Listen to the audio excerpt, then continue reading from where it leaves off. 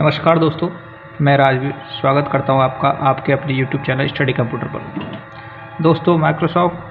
दोस्तों सी programming language के lecture series में आज हम आपको बताने वाले हैं एलिमेंट्स ऑफ सी या पार्ट ऑफ सी प्रोग्राम, या ये कह सकते हो कि एक सी प्रोग्राम को बनाने में क्या क्या ज़रूरत पड़ेगी। तो इन सारी चीज़ों के, हालांकि प्रीवियस वीडियो में मैंने आपको थोड़ा सा ओवरव्यू दिया था, एक प्रोग्राम बना के बताया था जिसमें ओवरऑल स्ट्रक्चर बताया था प्रोग्राम में क्या क्या होते हैं।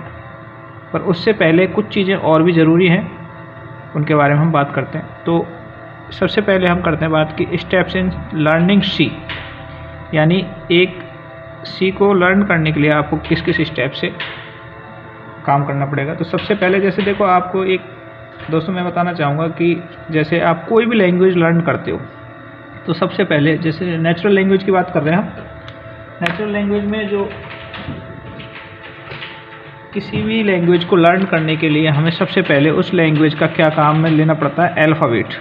सबसे पहले हमें अल्फ़ाबेट उसके सीखने होंगे। फिर अल्फ़ाबेट के बाद वहाँ पर उसमें हम वो अल्फ़ाबेट्स मिलके क्या बनाते हैं, वर्ड्स। ये हम किसी भी नेचुरल लैंग्वेज की बात कर रहे हैं जो हम जनरली यूज करते हैं, जिसमें आपकी हिंदी है, इंग्लिश है, कुछ भी अल्फ़ाबेट्स होंगे। फिर वर्ड्स होंगे, वर्ड्स से आपके क्या बनाते हैं, सेंटेंसेस बनाते हैं, और सेंटेंसेस आपके क्या बनाते हैं, पैराग्राफ बनाते हैं। तो इस तरीके से आपका एक जनरल लैंग्वेज की बात करें तो इस तरीके से काम करती है। ओके, अब हम बात कर रहे हैं कि सी, तो सी को सीखना है तो सबसे पहले हमें क्या करने का पड़ेगा, यहाँ पे इसके एक कैरेक्टर सेट होते हैं जिन्हें हम अल्फ़ाबेट्स बोलते हैं। ठीक है, अल्फ़ाबेट्स में यानी कैरेक्टर सेट में क्या क्या होता है, तो सबसे पहले हमें अल्फ़ाबेट्स, डिजिट्स या स्पेशल सिंबल, जो भी कैरेक्टर सेट इसमें सी में काम में ले रहे हैं वो सीखना पड़ेगा। उसके बाद उसमें हम बात करेंगे कॉन्स्टेंट्स, वेरिएबल्स, कीवर्ड्स क्या होते हैं। फिर इनका यूज करते हुए, कॉन्स्टेंट, वेरिएबल्स, कीवर्ड्स का यूज करते हुए हम किस तरीके से आपके एक इंस्ट्रक्शंस क्रिएट करेंगे, किस टाइप की इंस्ट्रक्शंस होंगी सी में, इसके बारे में बात करेंगे। और फिर फाइनली हम आएंगे आपके प्रोग्राम बनाने पर।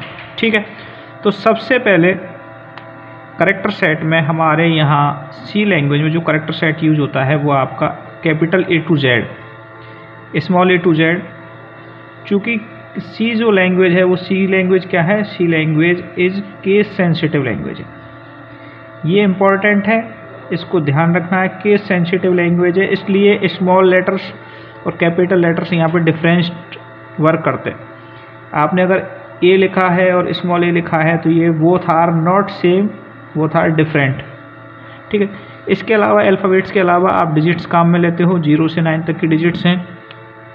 इसके बाद आपके कुछ स्पेशल सिंबल्स हैं। स्पेशल सिंबल्स में आपका जैसे ये टिल्ट का सिंबल है, एपिस्ट्रॉफी का सिंबल है, एक्सक्लेमेशन का सिंबल है, @ का सिंबल है, हैश है, परसेंट है, कैरेट सिंबल है, %, है, स्टार है, लेस देन, ये ब्रैकेट हैं, स्मॉल ब्रैकेट्स हैं, अंडरस्कोर है, माइनस है, प्लस है, इक्वल है, पाइप है। इस तरीके से ये बहुत सारे सिंबल्स हैं, आपको दिख ही रहे हैं। तो ये सारे सिंबल्स आपके स्पेशल सिंबल्स क्या किस में काम आएंगे, सी लैंग्वेज में। यानी ये एक आपके सी लैंग्वेज का अल्फ़ाबेट्स बोल सकते हो। ठीक है, जिसको हम बोलते हैं कैरेक्टर सेट, ध्यान रहेगा। इसके बाद सी कैरेक्टर सेट के बाद हम आते हैं, सेकंड पार्ट आता है हमारा कांस्टेंट, वेरिएबल और कीवर्ड्स। तो कांस्टेंट क्या होते हैं, देखो कांस्टेंट जो वर्ड है वो आपका कांस्टेंट क्या है, जिसकी वैल्यू चेंज नहीं हो सकती। कांस्टेंट क्या होते हैं, constant, a constant is an entity that does not change. ये ध्यान रखना, ये कभी चेंज नहीं होते, फिक्स वैल्यू होती है। तो ये जो कांस्टेंट या वेरिएबल या जो रिजर्व वर्ड है, आपके कीवर्ड्स हैं, ये क्या है, कॉम्बिनेशन ऑफ, ये क्या होंगे, combination of character set. Character set, character set कौन सा, कॉम्बिनेशन ऑफ कैरेक्टर सेट। यानी हम क्या कह सकते हैं कि ये कॉम्बिनेशन किसका होता है, अल्फ़ाबेट्स का, नंबर्स का और आपके स्पेशल सिंबल्स का। स्पेशल सिंबल्स का ये जो आपके कॉम्बिनेशन बनता है अल्फ़ाबेट से, नंबर से, स्पेशल सिंबल से मिलके, इनसे क्या बनेंगे, आपके कॉन्स्टेंट्स बनेंगे या वेरिएबल बनेंगे या आपके कीवर्ड्स बनते हैं। ठीक है, अब इनका मतलब मैं समझा देता हूँ कि जैसे आपके अल्फ़ाबेट्स, नंबर्स या स्पेशल सिंबल मिलके आपके क्या बनेंगे, जैसे हमने कहा कि अल्फ़ाबेट मिलके क्या बनाते हैं, वर्ड।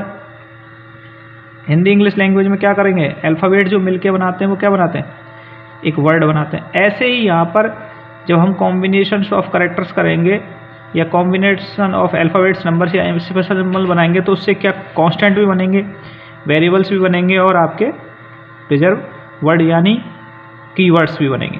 ठीक है, तो ये तीनों चीज़ें किससे बनती हैं, आपके combination of alphabets numbers and special symbol यानी कैरेक्टर सेट्स ऑफ सी से मिलके ये बनेंगे। तो यहाँ पर सबसे पहले हम बात करते हैं कांस्टेंट। कांस्टेंट क्या होते हैं, इनकी वैल्यू कभी चेंज नहीं होती। तो सबसे पहले सी में हम ब्रॉडली अगर कैटेगराइज करें कि सी कांस्टेंट कितने होते हैं, तो एक तो प्राइमरी कांस्टेंट है और एक आपके सेकेंडरी कांस्टेंट है।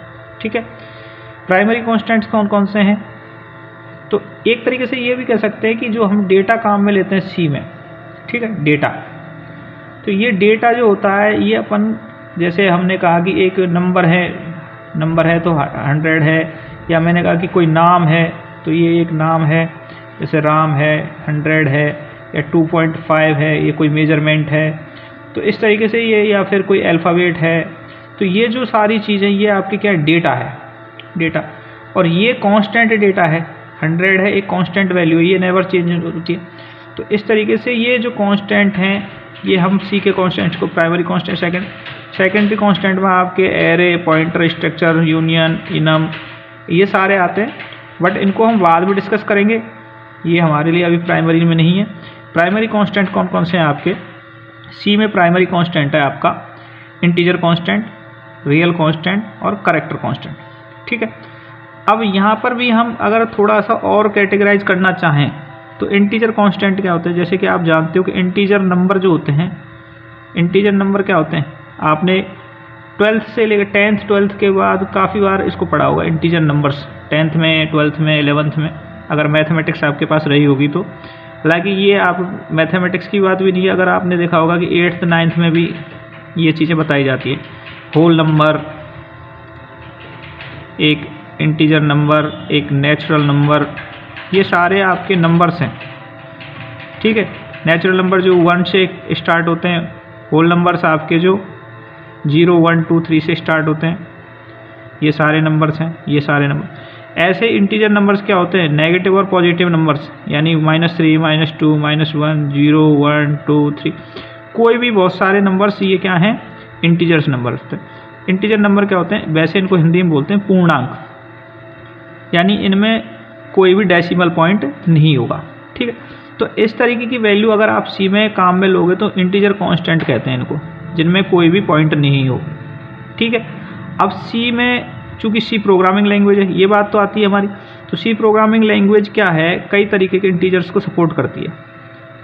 सी में इंटीजर भी आपके देखो, एक तो होते हैं ऑक्टल इंटीजर, एक होते हैं आपके डेसिमल इंटीजर और एक होता है आपका हेक्साडेसिमल इंटीजर।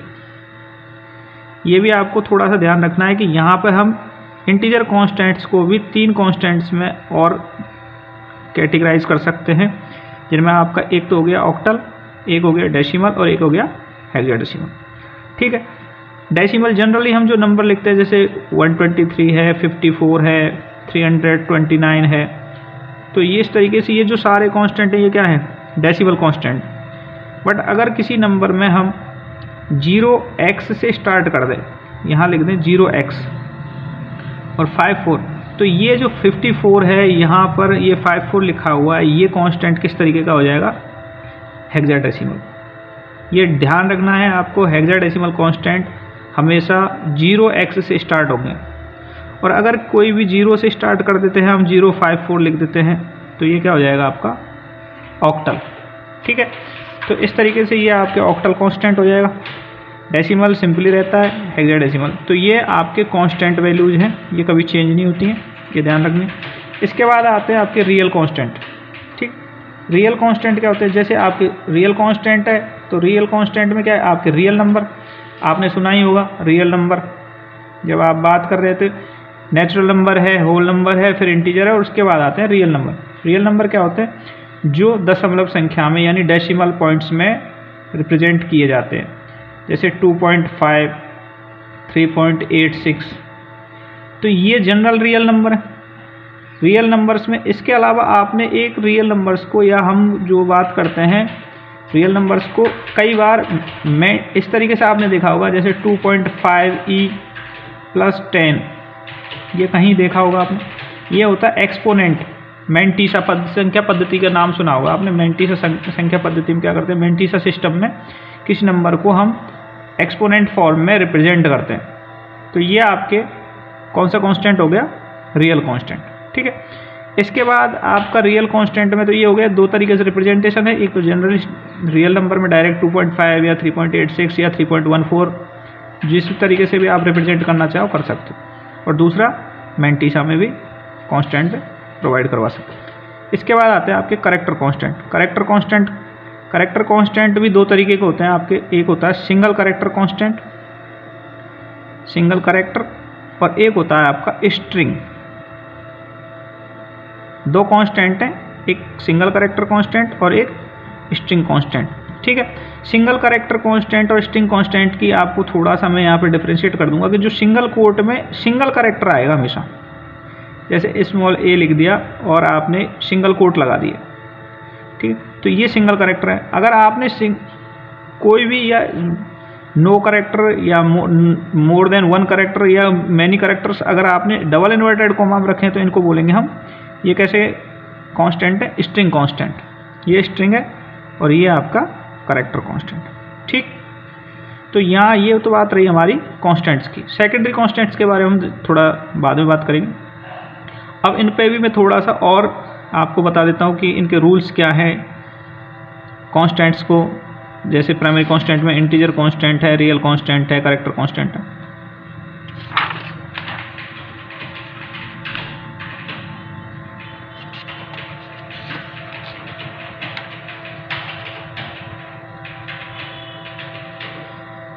तो दोस्तों यहाँ पे फिर हम बात करते हैं कि अब बात करते हैं इंटीजर कांस्टेंट को कैसे कंस्ट्रक्ट किया जाएगा।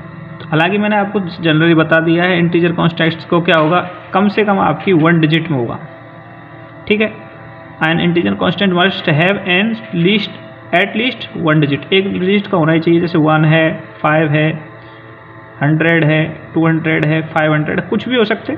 तो ये आपके क्या होंगे, इंटीजर कांस्टेंट सारे। ठीक, जिनमें डेसिमल प्लेस नहीं होगा। इसमें क्या नहीं होना चाहिए, डेसिमल प्लेस नहीं होना चाहिए, पॉइंट नहीं होना चाहिए, ये वैलिड नहीं है। जैसे आपने 5.0 लिख दिया, हालांकि 5 है बट 0.0 नहीं लिख सकते, ये रियल आपका ये वैलिड इंटीजर कांस्टेंट नहीं है। 5.0 is not valid constant, integer constant. Okay, हाँ, ये रियल कांस्टेंट में 5.0 आपने लिखा है तो ये रियल कांस्टेंट हो सकता है बट इंटीजर कांस्टेंट नहीं है। या 0.5 लिख दिया, it is not a valid integer constant. ठीक, ये आपके पॉजिटिव में भी हो सकते हैं, नेगेटिव में भी हो सकते हैं। जैसे कि इंटीजर में मैंने बताया था कि आपके -5 भी हो सकता है, -500 भी हो सकता है, 5 हो सकता है, 10 हो सकता है। तो नेगेटिव पॉजिटिव में होता है। साथ में यही आपके ये है कि अगर किसी, हमें सभी जानते हैं कि अगर किसी भी नंबर के आगे आपके 55 लिखा हुआ, अगर आपके इसके आगे आपने प्लस या माइनस नहीं लगाया है तो डिफ़ॉल्ट इसमें क्या माना जाता है, पॉजिटिव माना जाता है इसको।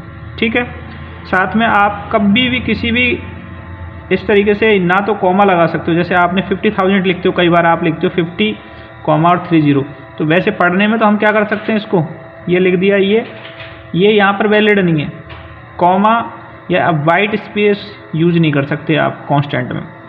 जैसे आपको लिखना है 500 तो 500 इस तरीके से लिखोगे, या 50,000 लिखना है तो 50,000 इस तरीके से लिखा जाएगा। इसमें आप ब्लैंक स्पेस नहीं दे सकते, यानी स्पेस नहीं दे सकते, और ना ही कॉमा को यूज़ कर सकते। ठीक है, ये विशेष तौर पे ध्यान रखें कि आप इंटीजर कांस्टेंट्स में ना स्पेस लगा सकते ना कॉमा लगा सकते। अगर आपने कॉमा लगा दिया तो यहाँ पर ये आपका इनवैलिड कांस्टेंट हो जाएगा। ठीक है, इसके अलावा एक यहाँ इम्पॉर्टेंट बात है कि आपके इंटीजर की रेंज कांस्टेंट की -32,768 से 32,767 होती। तो इससे अभी फ़िलहाल मैं इंटीजर सी के बात कर रहा हूँ, तो मैं आपको एक और थोड़ा सा लेके चलता हूँ कि ये क्या है। सी में अगर हम इंटीजर कोई भी कांस्टेंट काम में लेते हैं, ठीक है, तो कोई भी कांस्टेंट को जब हम काम में लेंगे तो उसकी इसलिए बोलते हैं उसका टाइप क्या करती है, किसी भी कांस्टेंट की टाइप बताती है कि ये किस टाइप का है। ठीक है, यानी कोई वेरिएबल होगा यानी उसमें वैल्यू डाल देंगे तो वो भी वो टाइप बताएगा। तो कोई भी कांस्टेंट जो होता है उसकी सिंपली डिफाइंड एक डिफ़ॉल्ट टाइप होती है। जैसे सी में जो डेटा टाइप हैं वो मैं आपको बता देता हूँ, प्राइमरी डेटा टाइप कौन कौन सी हैं। तो सबसे पहले इसके पहले हम एक बात कर लेते हैं इससे कि प्राइमरी डेटा टाइप सी में जो होती हैं इंटीजर्स के लिए वो क्या है, इंट है, शॉर्ट है, शॉर्ट इंट है। ठीक है, यहाँ ये आपकी डेटा टाइप्स हैं इंटीजर को शो करने के लिए।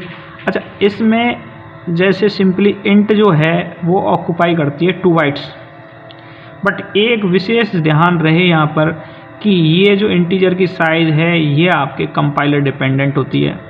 ठीक है, तो कभी अगर क्वेश्चन आए कि what is the size of integer in C, int की साइज़ क्या है। ठीक, तो साइज इंट की वैसे 2 बाइट है, बट ये क्या है, कंपाइलर डिपेंडेंट है। यहाँ एक इम्पॉर्टेंट ये ध्यान रखना है कि ये क्या है, साइज़ क्या है, कंपाइलर डिपेंडेंट। 2 बाइट किस में होगी, तो देखो जैसे आपको सिंपली अभी एक शॉर्ट सिंपली टर्म में बताता हूँ कि कंपाइलर डिपेंडेंट क्या मतलब है। कि पहले आपका एक 16 बिट कंपाइलर आते थे। 16 बिट कंपाइलर का मतलब आप समझते हो, नहीं समझते? तो एक चीज़ मैं बताता हूँ, आजकल आप कभी गौर किया हो आपने, जब विंडो डालते हो या विंडो चलाते हो तो वहाँ पर आप देखते हो कि एक कई बार कहते हैं कि ये 64 बिट कंप्यूटर है या 32 बिट कंप्यूटर है या 64 बिट का विंडो है या 32 बिट विंडो है। तो इसका मतलब क्या है, तो इसका मतलब ये है कि ये जो मशीन है वो वन एट ए टाइम में जो इंस्ट्रक्शंस प्रोसेस करेगी वो कितनी करेगी, 64 बिट और 32 बिट।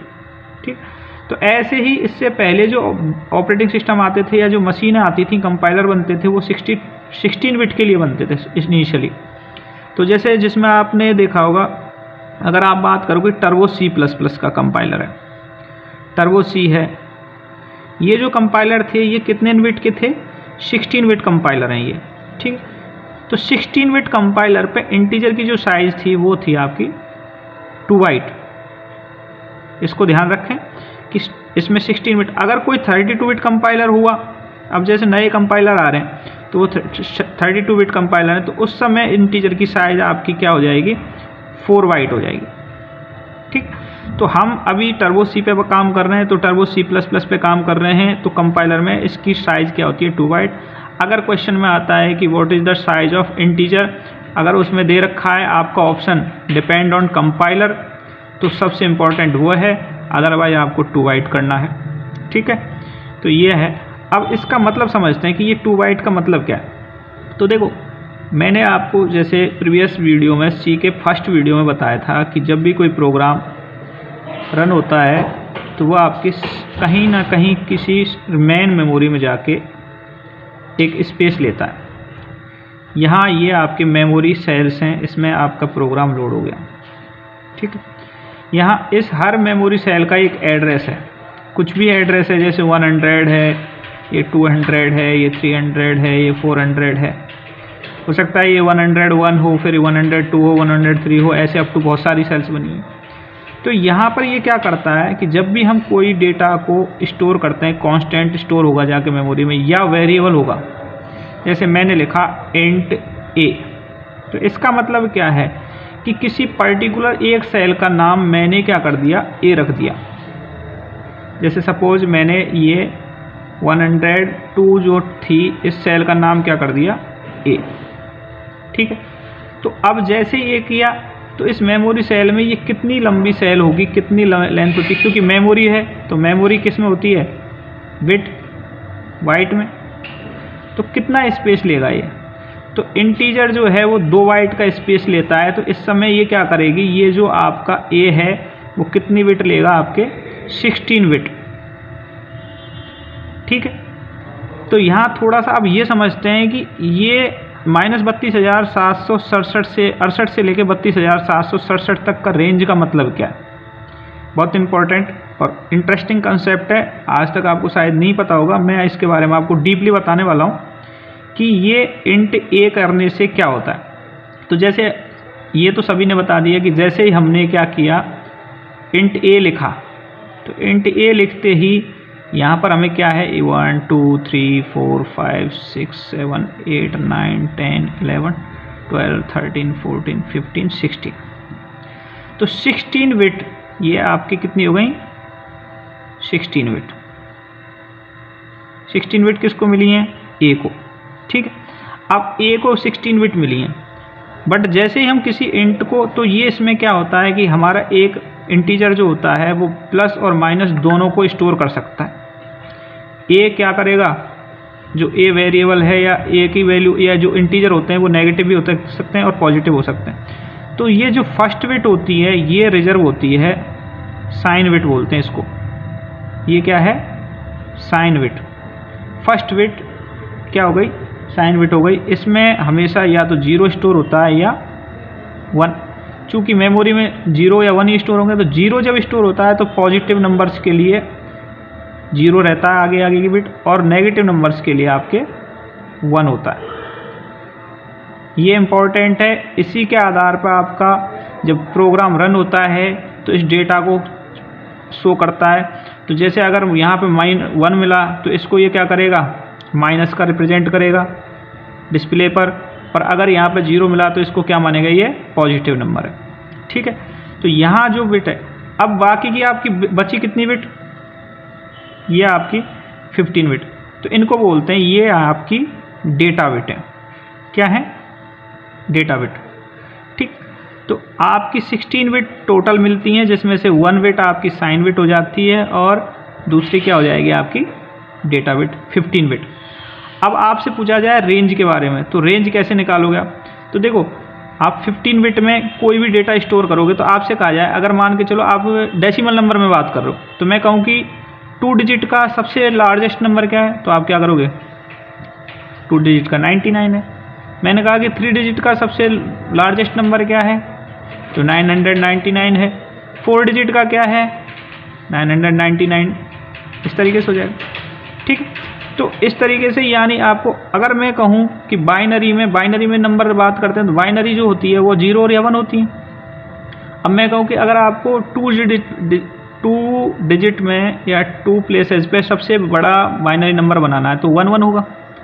अगर 5 का होगा तो 1111 होगा, ठीक है।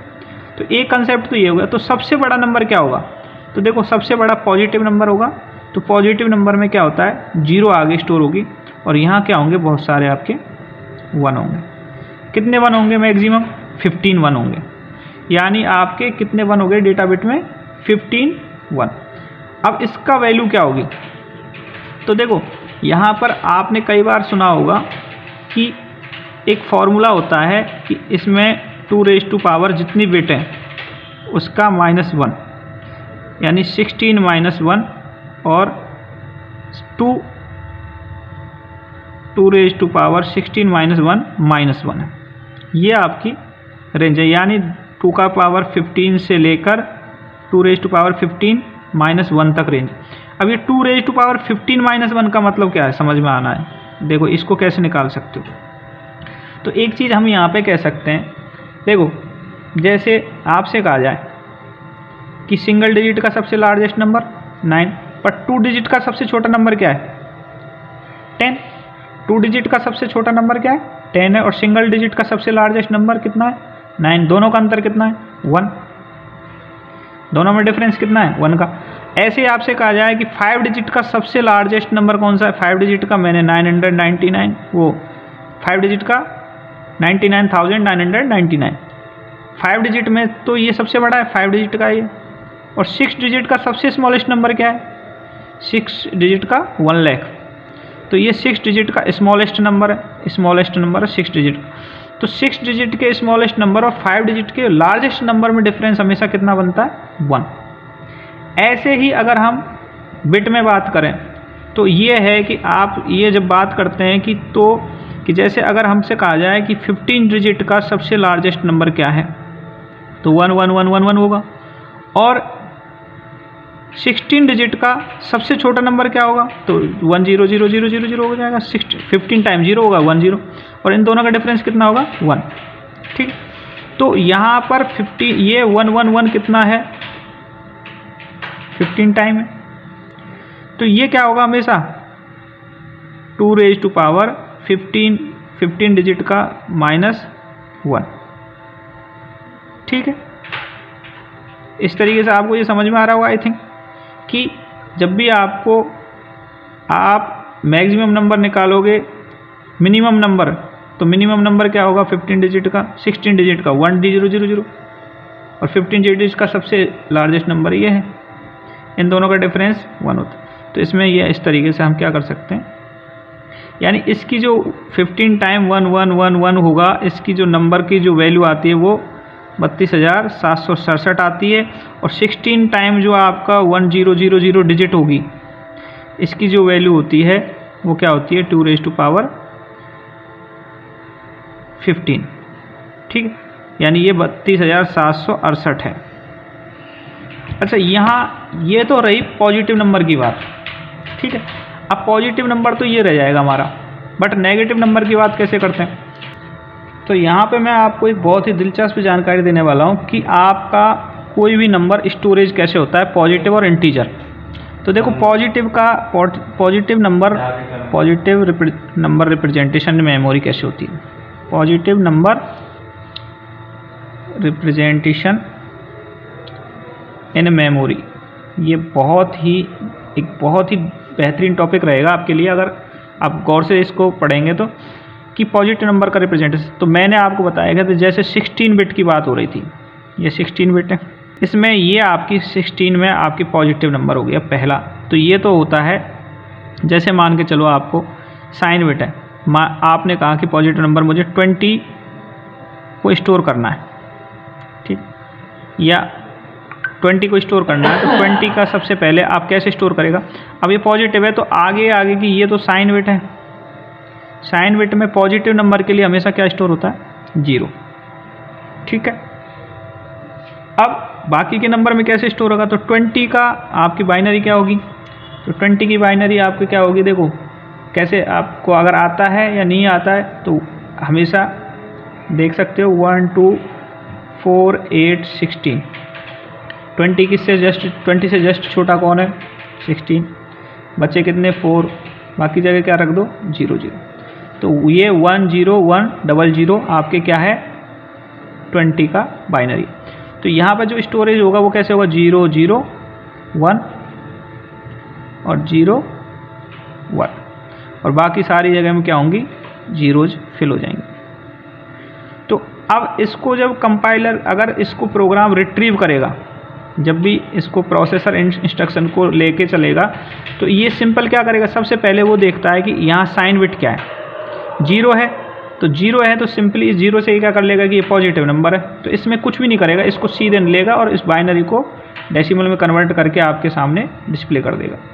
ठीक है, तो ये पॉजिटिव नंबर का रिप्रेजेंटेशन तो ईजी है, बट नेगेटिव नंबर हमेशा आपके कुछ डिफरेंट वे में आपके स्टोर होते हैं। वो कैसे होते हैं, नेगेटिव नंबर का स्टोरेज बहुत अलग होता है। तो नेगेटिव नंबर का स्टोरेज कैसे करते हैं, नेगेटिव नंबर कैसे स्टोर होता है और फिर वो कैसे वापस आता है। ठीक, तो नेगेटिव नंबर को देखो स्टोर करने का, जैसे आपसे बात करें तो हम सबसे पहले वापस उस पे चीज़ पे चलते हैं कि नेगेटिव नंबर का स्टोरेज कैसे होगा। तो देखो नेगेटिव नंबर में क्या है कि आगे क्या होगा, साइन बिट में 1 होगा। ठीक, बाकी सारी बिट में आपके जो भी वैल्यू होगी वो स्टोर होगी। तो यहाँ पर जो स्टोर होता है वो आपका कोई भी नंबर जाके जब स्टोर होता है नेगेटिव, तो वो क्या करता है, उसका आपके 2's कॉम्प्लीमेंट होता है। 2's कॉम्प्लीमेंट का मतलब समझते हो, नहीं समझते तो सबसे पहले हम बात करते हैं कि 2's कॉम्प्लीमेंट क्या होते हैं। 2's कॉम्प्लीमेंट आपका होता है किसी भी संख्या का 1's कॉम्प्लीमेंट प्लस 1। ठीक, ये ध्यान रखना है 2's कॉम्प्लीमेंट क्या होता है, 1's कॉम्प्लीमेंट प्लस 1। अच्छा, 1's कॉम्प्लीमेंट भी अगर नहीं जानते तो 1's कॉम्प्लीमेंट का मतलब क्या होता है, 1's कॉम्प्लीमेंट में आपका 0 का 1 हो जाता है और 1 का 0 हो जाता है। यानी आपसे कहा जाए कि 1 0 0 1 है कोई नंबर है, इसका 1's कॉम्प्लीमेंट निकालना है, तो इसका क्या जाएगा 0 1 1 0। ठीक है, अब इसका ये तो हो गया क्या 1's कॉम्प्लीमेंट, और इसमें प्लस 1 कर दोगे तो ये क्या हो जाएगा 2's, तो प्लस 1 0 1 1 1, ये क्या हो गया 2's कॉम्प्लीमेंट। तो ये 2's कॉम्प्लीमेंट हो गया। 1's कॉम्प्लीमेंट सिंपल सी बात है, 1's कॉम्प्लीमेंट किसी भी बिट्स को अगर आप क्या करोगे, 0 का 1 कर दो, 1 का 0 कर दो, 1's कॉम्प्लीमेंट आ जाएगा, और उसमें +1 कर दो, आप हमेशा क्या आ जाएगा, 2's कॉम्प्लीमेंट आ जाएगा। ठीक है। अब आपसे कहा जाए कि जैसे -5 को आपको स्टोर करना है मेमोरी में, तो मेमोरी में स्टोर कैसे होता है -5, इसका थोड़ा सा देखते हैं।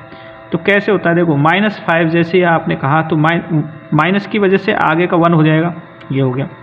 बट अब 5 स्टोर कैसे होगा, तो 5 जैसे हम वैसे तो होता है 101, बाइनरी में 101 होता है, 5 को कन्वर्ट करके देख लो भले, 1 2 4 5, 4 के नीचे 1 और 1 के नीचे 4 और 1 5, तो ये आपका 101। अब 101 यहाँ पे 101 नहीं होगा और 000 नहीं होगा, ये ऐसा नहीं हो सकता कि वह यहाँ पे 0000 101। तो ये क्या करेगा, वैसे नंबर तो है क्या 0000000 और 101, ये है पॉजिटिव है तब। बट अब इसका स्टोरेज कैसे होगा, इसका 1's कॉम्प्लीमेंट करेंगे पहले 1 1 1 1। तो यहाँ पर जैसे ये 16 बिट बनाई है अभी मैंने, पहले कम थी, तो यहाँ पर क्या है 101 कैसे स्टोर हो जाएगा 101, ये ऐसे जगह पाएगा। तो ये सारे क्या हो जाएंगे, आगे की तो 1 ही रहेगा, ये तो साइन बिट है, इस पर तो कोई इफेक्ट पड़ेगा नहीं डेटा पे, और यहाँ 0 1 0। ठीक, +1 करेंगे, +1 करते ही क्या आ जाएगा, सिंपली 1 1 1 1, इसमें +1 करते हैं तो यहाँ पे एडिशनल आपका इस 0 की जगह क्या हो जाएगा, इस 0 की जगह क्या हो जाएगा, सिंपली 1 हो जाएगा।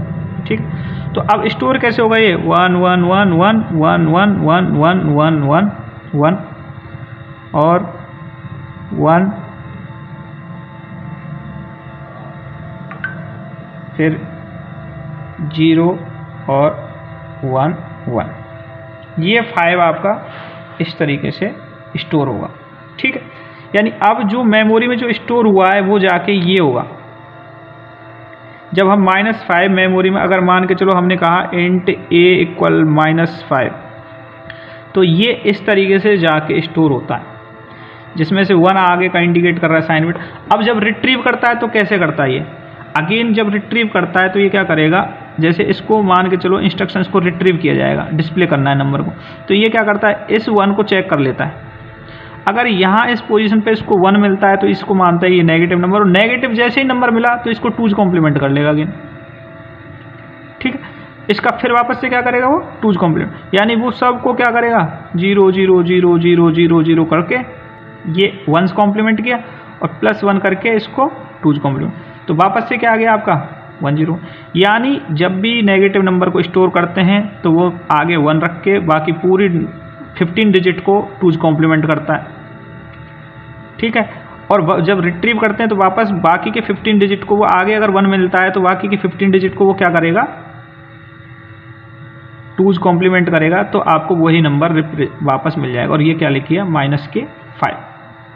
ठीक, अब यहाँ पर अब हम बात करते हैं कि नेगेटिव पॉजिटिव नंबर तो मैंने बता दिया कि मैक्सिमम नंबर क्या है, यहाँ पे 1 1 1 1 1 है, इसलिए क्या है आगे आगे 0 है, तो इससे क्या हो जाएगा।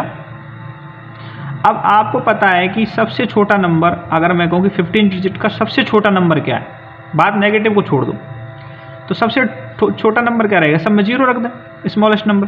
तो यहाँ ये क्या करता है, जैसे मान के चलो मैंने यहाँ रखा एक स्टोरेज 1 है और बाकी 1 2 3 4 5 6 7 8 9 10 11 12 13 14 15 16, तो यहाँ 1 है, ये तो साइन बिट है, और सब में 0 रख देंगे,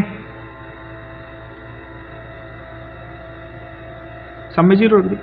अब जैसे ये अगर ऐसे स्टोरेज है तो ऐसे स्टोरेज है, तो इसका मतलब क्या है, आगे की 1 है तो ये नेगेटिव है, और नेगेटिव को जैसे रिट्रीव करेगा तो वो क्या करेगा, पहले इसका 2's कॉम्प्लीमेंट करेगा, किसका, बाकी 15 डिजिट का क्या करेगा 2's कॉम्प्लीमेंट, और इनका 2's कॉम्प्लीमेंट क्या, वो सबको 1 कर देगा। कितनी बार, 15 टाइम, 15 बिट्स को 1 कर देगा, पहले 1's कॉम्प्लीमेंट और +1 कर देगा, तो ये क्या हो जाएगा, अगेन 1 के आगे अगर आपसे कहा जाए 15 डिजिट में कि 1 1 1 है और +1 और कर दिया, तो कितने हो गए 16 डिजिट में, और 0 0 0 हो जाएंगे, 15 0 हो जाएंगे बाकी की।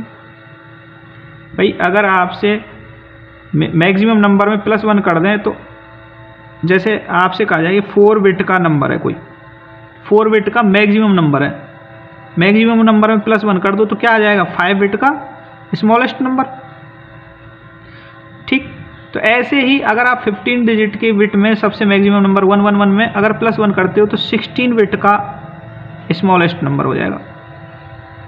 और 16 बिट का स्मॉलेस्ट नंबर क्या होगा, 1 लगा के 15 टाइम 0, 1 लगा के 15 टाइम 0 हो जाएगा। 1 2 3 4 5 6 7 8 9 10 11 12 13 14 15 टाइम 0। अब इसकी वैल्यू क्या हुई, तो ये 1 2 4 कितना 15 2⁻15। तो नेगेटिव नंबर में सब इसकी वैल्यू क्या आई, -2⁻15। तो ये आपकी -32,768 आया। तो ये एक बहुत ही इम्पॉर्टेंट, हालांकि थोड़ा सा जिसने नहीं समझ में, अगर पहले से कुछ नंबर सिस्टम को पढ़ा हुआ है तो उसको थोड़ा सा कॉम्प्लेक्स लग सकता है। बाकी मैंने पूरा का पूरा बता दिया है कि आपके कोई भी नंबर रिप्रेजेंट जो होता है, ये क्वेश्चन पूछा जा सकता है एग्जाम में कि आपका कोई भी नेगेटिव नंबर मेमोरी में जो रिप्रेजेंट किया जाता है वो 2's कॉम्प्लीमेंट के थ्रू किया जाता है, ये ध्यान रखना है। आगे की बिट आपकी जो फर्स्ट बिट होती है वो साइन बिट होती है। अगर साइन बिट 0 है तो नंबर को एज इट इज कन्वर्ट करेगा बाइनरी से डेसिमल में और आपके सामने शो कर देगा। अगर आपकी साइन बिट 0 की बजाय 1 है तो इसका मतलब नेगेटिव नंबर है, और नेगेटिव नंबर जब होता है तो वो क्या करता है, हमेशा उसको 2's कॉम्प्लीमेंट कर देता है। ठीक है, तो दोस्तों मैं समझता हूँ कि आपको ये एक कंसेप्ट बिल्कुल समझ में आ गया होगा। तो अब आगे बात करते हैं, ये तो बात रही हमारी आपके इंटीजर कांस्टेंट की।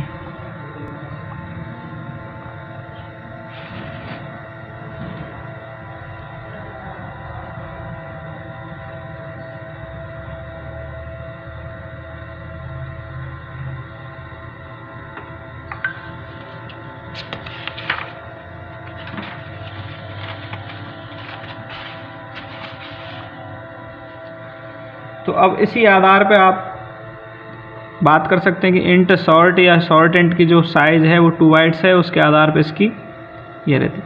अच्छा, लॉन्ग जो होते हैं, लॉन्ग इंट या लॉन्ग है, वो आपके 4 बाइट होते हैं और उनकी रेंज कितनी होगी, अगर आप बाइट्स में लिखना चाहो तो ये इसमें 32 बिट हो गई। ठीक है, 32 बिट है तो इसका मतलब इसकी रेंज जो होगी वो 2⁻31 -2 2⁻31 -1 होगी। ठीक है, तो ये आपकी रेंज की बात हुई कि इतनी लंबी रेंज आप इसमें क्या कर सकते हो, स्टोर कर सकते हो। ठीक, तो यहाँ ये बात आपको मैंने बताई, समझा दी कि किस तरीके से इंटीजर में इतना आपकी जो रेंज है कांस्टेंट में सी में वो इतनी ही होती है।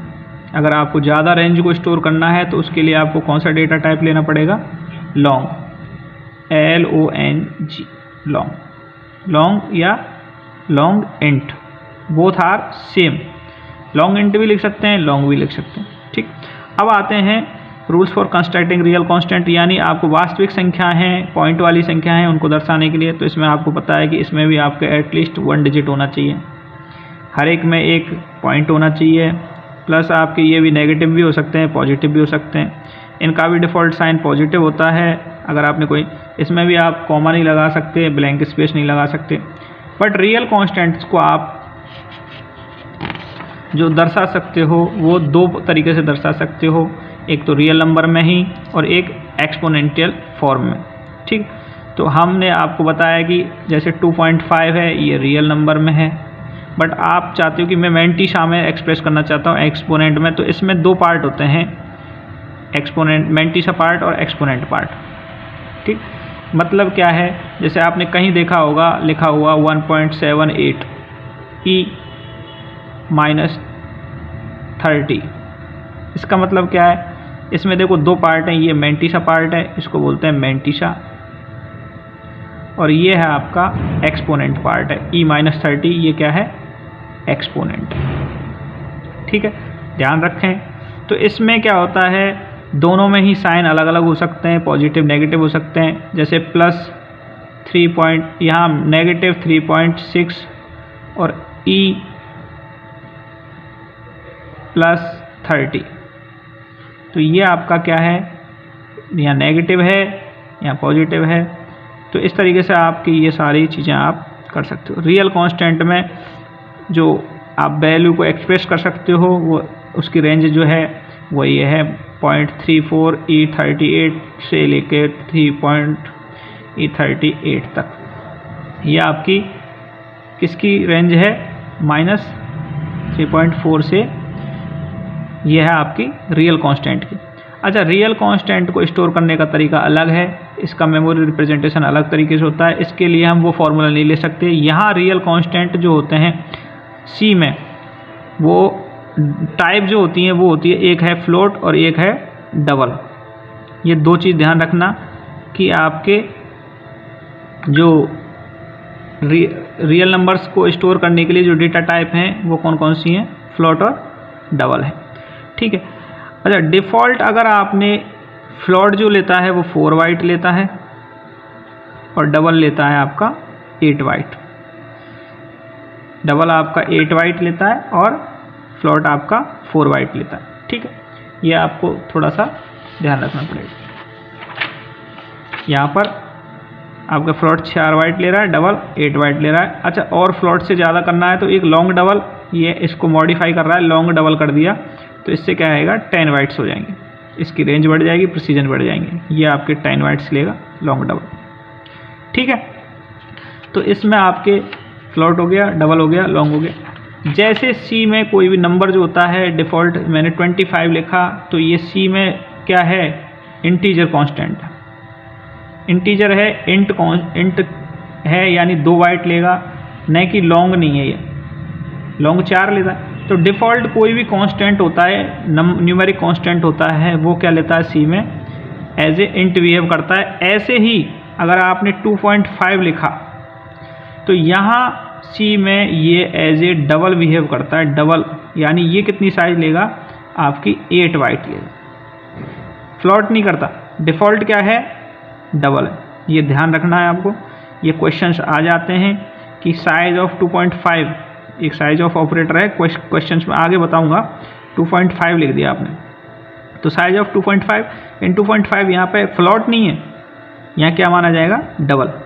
ये डबल की साइज लेगा तो इसलिए इसकी साइज ऑफ 2.5 का आंसर क्या आएगा? 8 बाइट। ठीक है, तो ये आपको बिल्कुल ध्यान रखना पड़ेगा। अब आते हैं आपके करैक्टर कांस्टेंट्स के बारे में कि करैक्टर कांस्टेंट क्या होंगे। तो करैक्टर कांस्टेंट्स कोई भी स्पेशल सिंबल्स हो सकते हैं, सिंगल अल्फ़ाबेट्स हो सकते हैं, सिंगल डिजिट्स भी हो सकते हैं, बट आपके सिंगल कोट के अंदर बंद होंगे। सिंगल इन्वर्टेड कॉमा के अंदर बंद कोई भी सिंगल करैक्टर, सिंगल डिजिट या सिंगल स्पेशल सिंबल, कुछ भी, जैसे 1 भी लिखा आपने तो 1 आपका सिंपली वैसे क्या है? न्यूमेरिक। अगर आप अकेले 1 लिखते हो तो क्या होगा? ये इंटीजर माना जाएगा। बट अगर यहाँ पर आपने सिंगल कोट में लिख दिया तो वो क्या करेगा? आपका सिंगल कोट में लिखने के बाद करैक्टर कांस्टेंट की तरह बिहेव करेगा। ठीक है, तो ये करैक्टर कांस्टेंट है।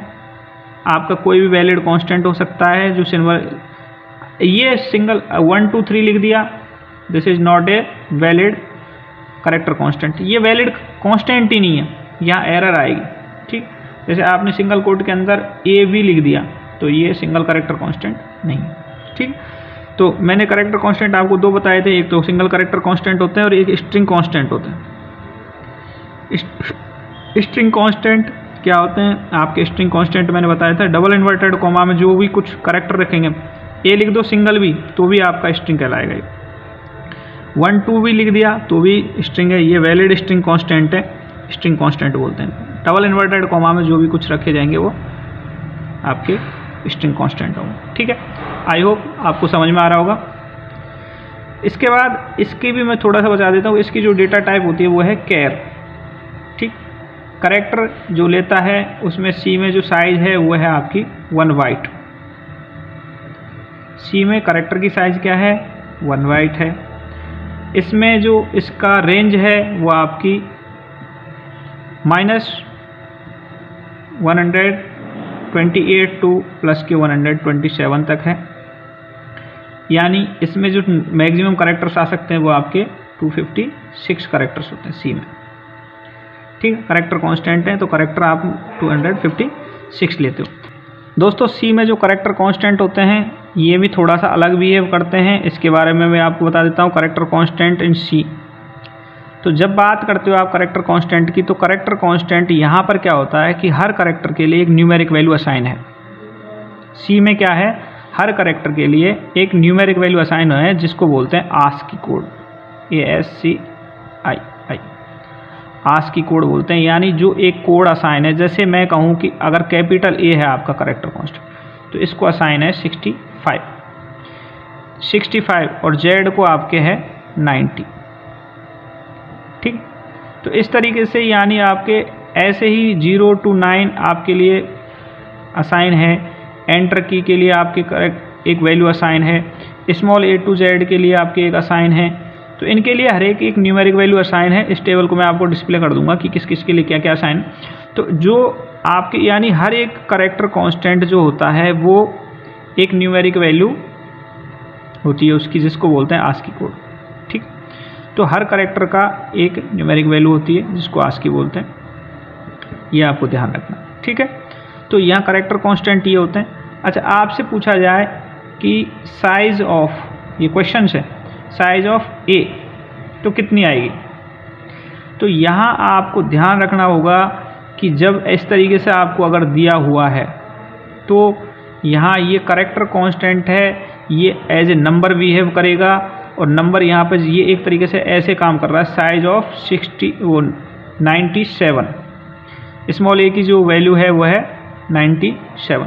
तो साइज ऑफ 97 और 97 क्या है यहाँ पे, नंबर, और नंबर डिफ़ॉल्ट नंबर किसके तरीके से बिहेव करता है सी में, एज ए इंटीजर, और इंटीजर की साइज क्या है 2 bite.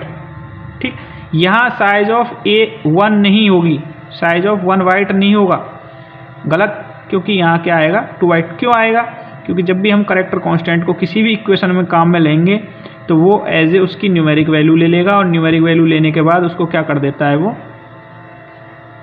As a integer behave करेगा, और इंटीजर बिहेव करेगा तो उसकी साइज़ क्या निकल जाएगी 2 बाइट। हाँ, अगर आपने कहा कि मैंने एक इंट ए लिया है और कैर बी लिया है, अब आप कहते हो कि साइज ऑफ ए क्या होगी और साइज ऑफ बी क्या होगी, तो यहाँ पर साइज ऑफ ए 2 बाइट होगी, बट यहाँ पर अभी कोई ऐसा नहीं कह रहे हैं कि भाई यहाँ पर, तो यहाँ तो ये वेरिएबल जो साइज लेके बैठा है उसकी साइज बताएगा। तो यहाँ साइज कितने लेके बैठा है, ये वेरिएबल है तो 1 बाइट, यहाँ 1 बाइट ही आएगा आंसर। ठीक है, अगर कोई कन्फ्यूजन हो तो आप मुझसे कमेंट सेक्शन में कमेंट करके भी पूछ सकते हो। तो ये चीज़ें आपकी रहीं कांस्टेंट्स के बारे में सारी। ठीक है, तो ये कांस्टेंट रहे, इंटीजर कांस्टेंट हो गया, रियल कांस्टेंट हो गया, कैरेक्टर कांस्टेंट हो गया। यहाँ आपको मैंने रूल्स बता दिए कि कैरेक्टर कांस्टेंट किस तरीके से क्रिएट किए जाएंगे। अब आपके आते हैं वेरिएबल।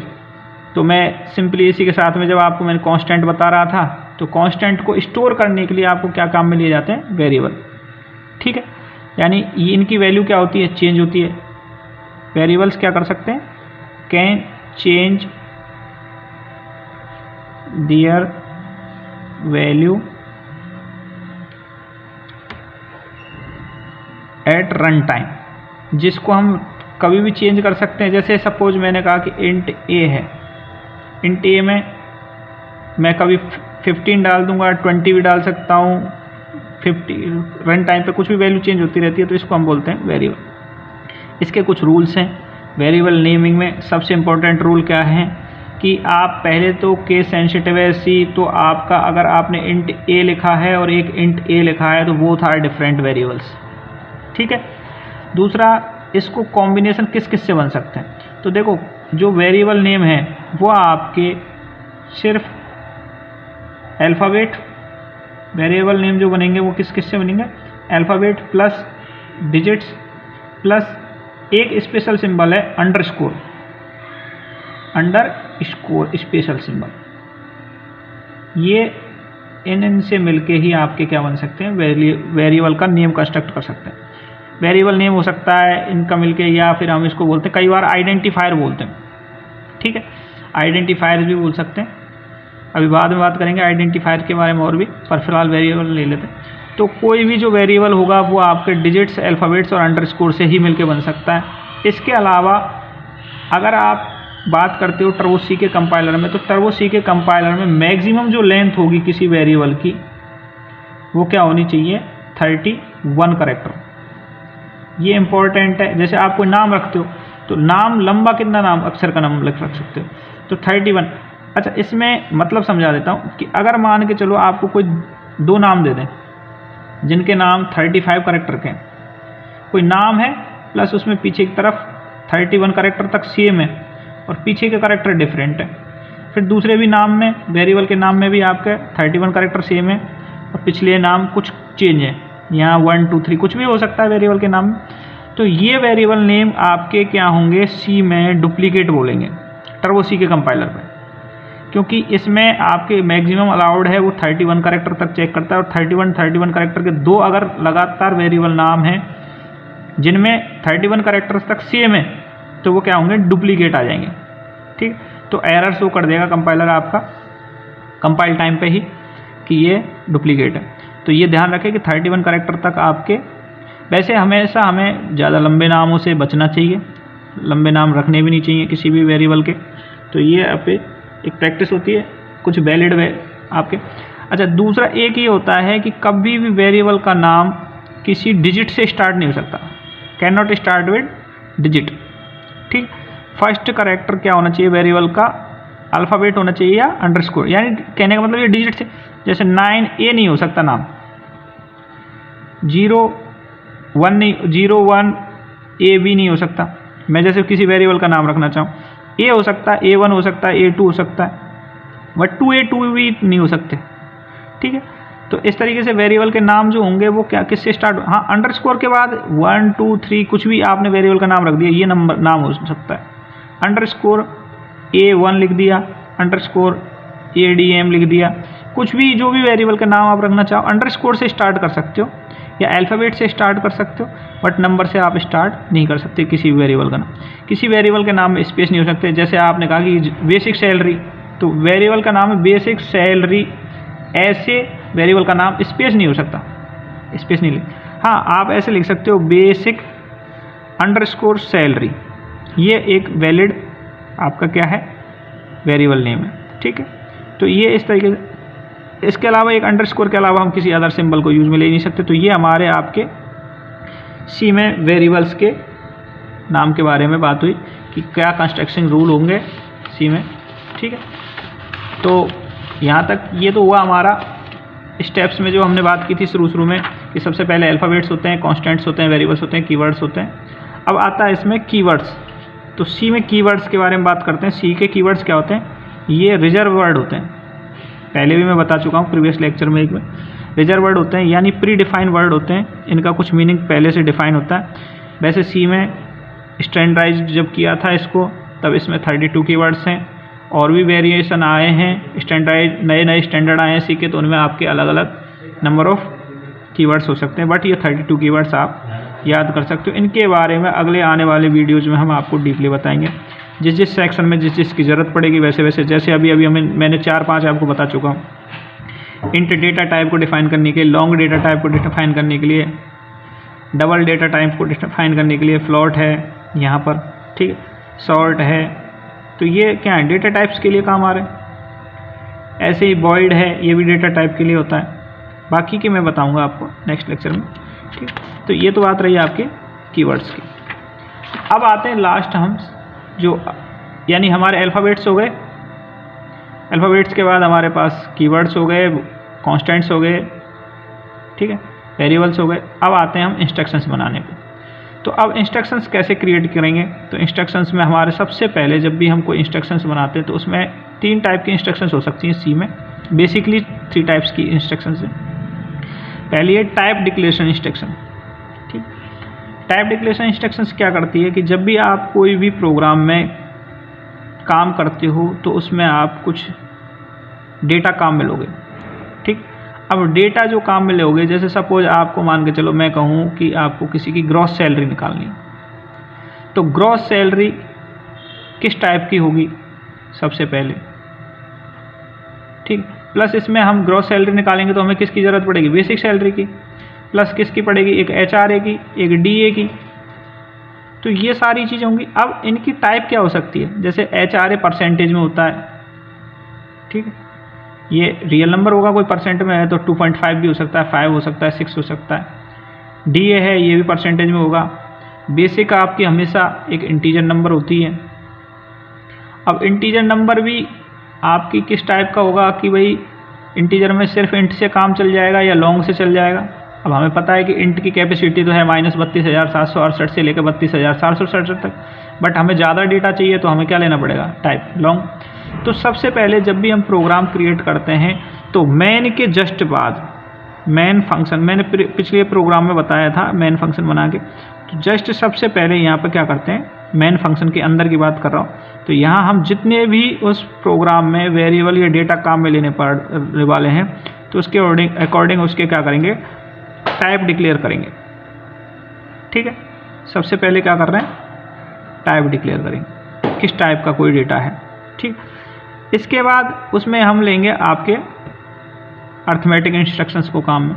अर्थमेटिक इंस्ट्रक्शंस जनरली क्या है कि कोई भी अर्थमेटिक ऑपरेशन परफॉर्म करने के लिए काम में ले जाएंगे। अर्थमेटिक ऑपरेशन यानी जैसे अभी ये बात की कि ग्रॉस सैलरी है तो बेसिक सैलरी है, HRA DA ये निकालने हैं, तो DA निकालना है या HRA लेना है तो हम कुछ एक्सप्रेशन काम में लेते हैं। अर्थमेटिक एक्सप्रेशन यानी किसी का गुणा करेंगे या किसी को जोड़ करेंगे या माइनस करेंगे, डिडक्शन है तो ये सारे क्या अर्थमेटिक ऑपरेशन है। और ये कौन सी इंस्ट्रक्शंस में काम आएंगे, अर्थमेटिक इंस्ट्रक्शन। कई बार हमें कंट्रोल इंस्ट्रक्शंस को भी काम में लेना होगा। कंट्रोल इंस्ट्रक्शंस में क्या काम आती हैं, जो फ्लो ऑफ कंट्रोल को यानी प्रोग्राम के फ्लो को कंट्रोल करेंगे। यानी कंडीशन दी हुई है एफ एल्स की, जैसे मान के चलो ये कह दिया जाए कि कोई शहर में रह रहा है तो उसके लिए HRA अलग मिलता है, कोई रूरल एरिया में है तो उसको HRA अलग मिलता है, कोई मेट्रो सिटीज़ में यानी जैसे महानगरों में है तो वहाँ पे HRA अलग है, तो उसके हिसाब से उसमें HRA के लिए तो वहाँ कंट्रोल क्या करेंगे, control instruction.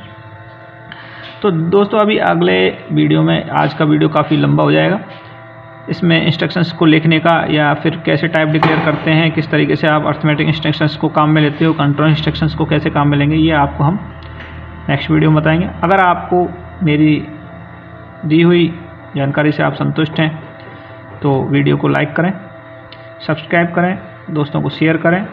Thank you for watching.